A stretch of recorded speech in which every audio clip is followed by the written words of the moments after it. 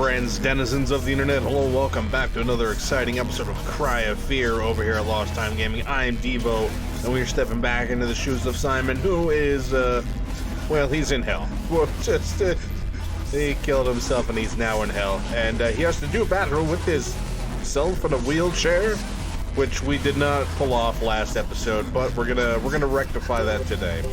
Mostly just because we have to get this game done, and yeah, that's the long and short of it. We have to get this game done. So I'm gonna go ahead and get this done. This looks like a situation where I'm gonna have to really just memorize the patterns, and it's gonna take a while. So I'm gonna do a cut here, and I'll be back once I finally pull this off. Okay, I'll see you then.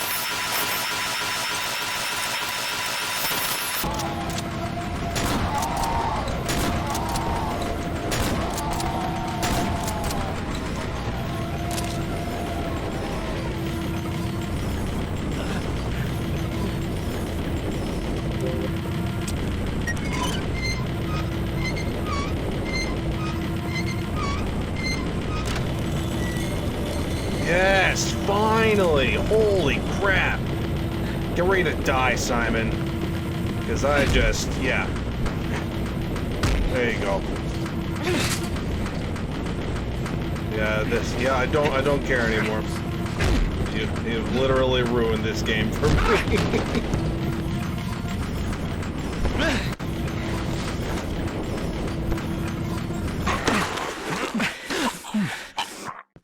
That's gonna be it for you, /me/we.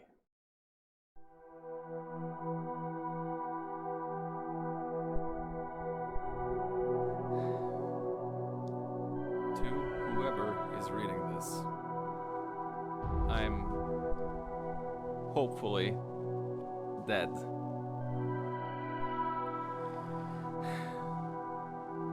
I just couldn't live this life anymore.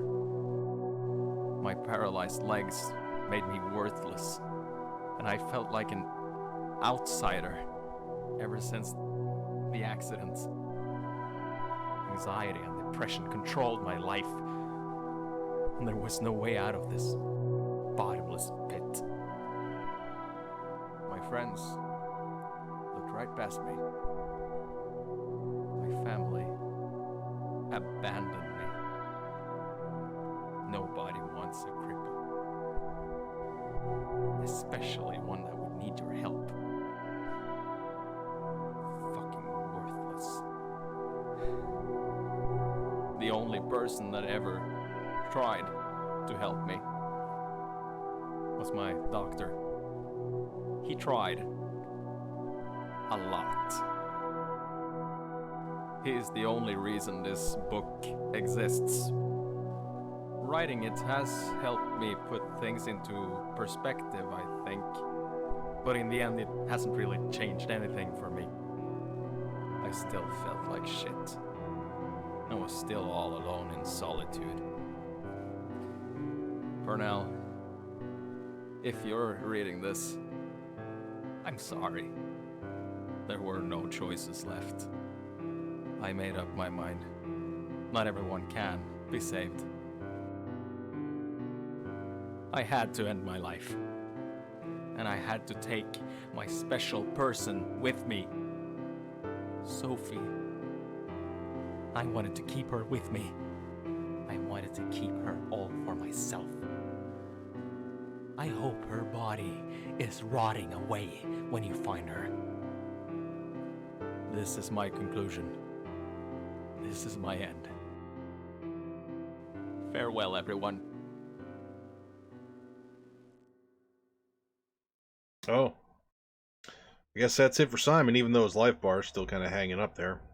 Which is gonna bring me to... Okay, we're gonna do like a kind of picture-based credit crawl here. That's fine. I got some things to say about this game. This game was an awesome experience. It had scares. It had, the feeling of anxiety as we played it. It was really good.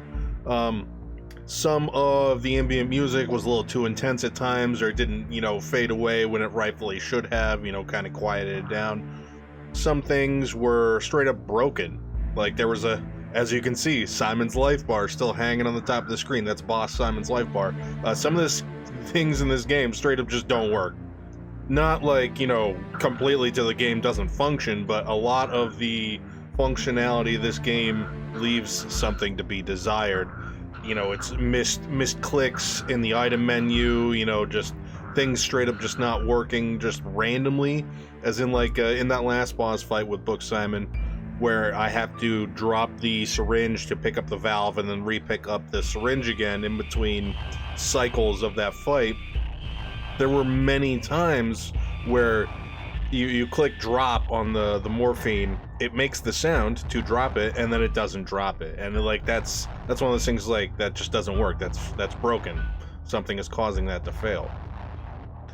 And that on top of that last boss fight literally just took all fun out of the game for me. Thankfully it was the very end, so I guess it doesn't matter. There isn't more game to be had for me to be upset about. I mean, there's a bunch of custom campaigns and stuff we might look at in the future, but this game had so much going for it, and I guess for the fact that it's a free game using a conversion of a really, really old game engine, this game does a lot, and it does it well. And I enjoyed playing it. On the other end of that spectrum, like I said, this game's got a lot of shortcomings. But that's to be expected for people who didn't get paid to make the game.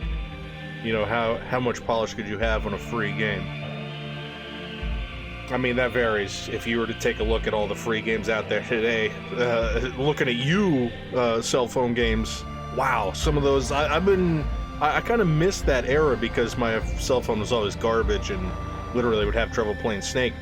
But I've been looking through, cell phone games only for Android because, I don't, well, let's just say because I have an Android. And they're all terrible. They're all rightly awful.